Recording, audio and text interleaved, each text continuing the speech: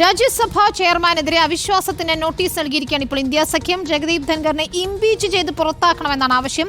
പക്ഷപാതപരമായി പെരുമാറുന്നുവെന്ന് ചൂണ്ടിക്കാട്ടിയാണ് പ്രതിപക്ഷത്തിന്റെ നീക്കം.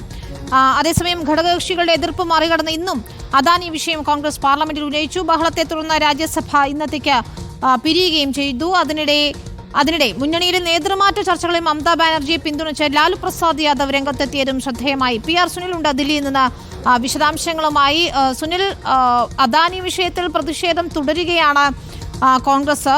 ഇതിനിടയിലാണ് ഇപ്പോൾ രാജ്യസഭാ ചെയർമാനെതിരെ അവിശ്വാസത്തിന് നോട്ടീസ് നൽകിയിരിക്കുകയും ചെയ്യുന്നത്. എന്താണ് തുടർ നീക്കങ്ങൾ? ഇക്കാര്യത്തിൽ ഒരു ഭിന്നസ്വരമാണോ ഘടകകക്ഷികൾക്കിടയിൽ, ഇന്ത്യ മുന്നണിയിലെ ഘടകകക്ഷികൾക്കിടയിലുള്ളത്? ഇപ്പോൾ മമതാ ബാനർജിയെ പിന്തുണച്ച് ലാലു പ്രസാദ് യാദവ് ഒക്കെ നേതൃസ്ഥാനത്തേക്ക് മമതയെ പിന്തുണയ്ക്കുന്ന രീതിയിലേക്ക് കാര്യങ്ങൾ എത്തിയിരിക്കുകയാണല്ലോ.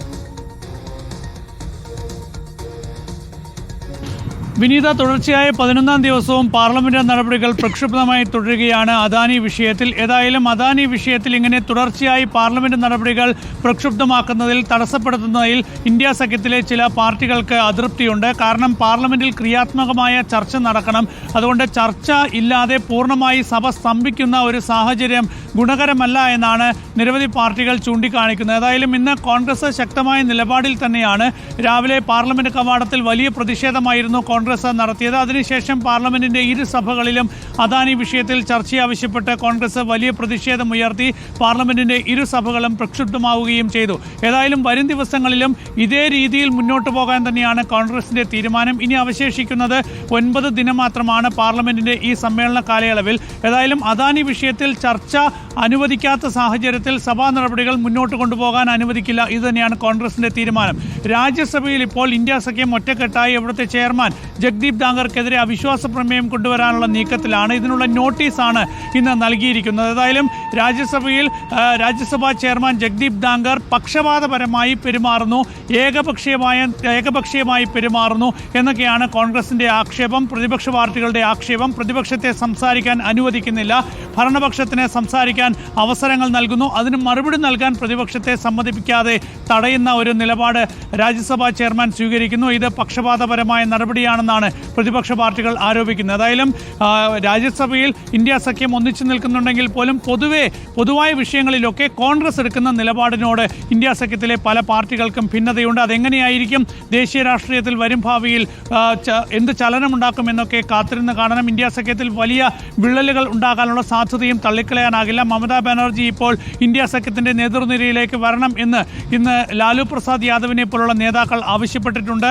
ശരത് പവാറിനെ പോലുള്ള നേതാക്കളും മമതാ ബാനർജിയെ സ്വീകരിക്കുകയാണ്. അപ്പോൾ കോൺഗ്രസിന്റെ ഒരു അപ്രമാദിത്വം ഇന്ത്യ സഖ്യത്തിൽ കുറയുന്നു എന്നൊക്കെ വലിയ ചർച്ചകൾ ഉയർന്നുണ്ട്. അതായാലും കോൺഗ്രസ് ഇപ്പോൾ രാഹുൽ ഗാന്ധിയെ മുന്നോട്ട് വെച്ച് തന്നെ ഇന്ത്യ സഖ്യവുമായി മുന്നോട്ട് പോവുകയാണ്. ഇതിൽ മറ്റ് ചർച്ചകൾ നടക്കുന്നുണ്ടോ? ഘടകകക്ഷികളെയൊക്കെ കാണുക, ഇപ്പം ഖർഗെ ആയാലും രാഹുൽ ഗാന്ധി ആയാലും ഒക്കെ ഈ നേതാക്കളുമായി അടുപ്പം പുലർത്തുന്ന ആളുകളാണ്. പക്ഷേ രാഹുൽ ഗാന്ധിയെ നേതൃസ്ഥാനത്തേക്ക് കൊണ്ടുവരുന്നത് ഇത്തരത്തിൽ രൂക്ഷമായ എതിർപ്പ് ഉയരുമ്പോൾ, അല്ലെങ്കിൽ മമതാ ബാനർജി ഉയർത്തി കാണിക്കുമ്പോൾ അതിലേതെങ്കിലും അനുനയ ചർച്ചകൾ നടക്കുന്നുണ്ടോ?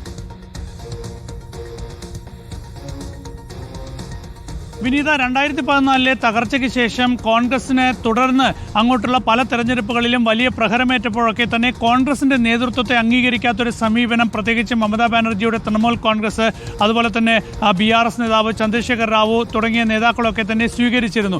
ഏതായാലും അതിന്റെ തുടർച്ചയെന്നോണമാണ് ഇപ്പോൾ ഇന്ത്യ സഖ്യത്തിലും മമതാ ബാനർജി ഉൾപ്പെടെയുള്ള നേതാക്കൾ ഒരു വിരുദ്ധ നീക്കം നടത്തുന്നത്. കോൺഗ്രസിനെ അംഗീകരിക്കില്ല എന്ന് തന്നെയാണ് മമതാ ബാനർജിയുടെ നിലപാട്.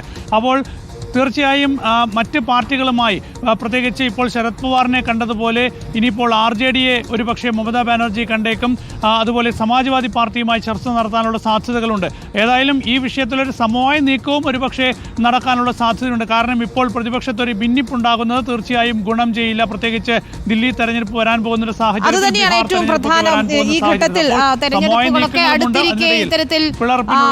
ഒരു ഭിന്നതയുണ്ടാകുന്നത് ഇന്ത്യ മുന്നണിക്ക് ഒട്ടും ആശ്വാസകരമായിരിക്കില്ല. ഏതായാലും മമതാ ബാനർജി ഉയർത്തി കാണിക്കുന്ന ഒരു വിഭാഗം എന്ന് തന്നെയാണ് ഏറ്റവും പ്രധാനം. നമുക്ക്